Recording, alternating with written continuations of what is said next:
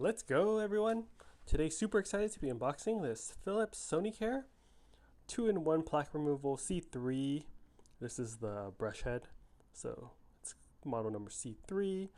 Fits all Sonicare click-on handles. 4 brush heads in this package. That's what it looks like. Show you all the back.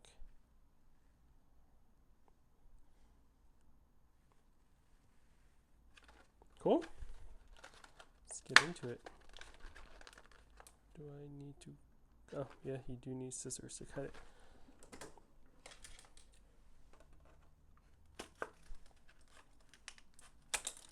Boom. 4 brush heads. I'll drop a link in the video description on where you can get these from. And yeah, it's a 4-pack of these.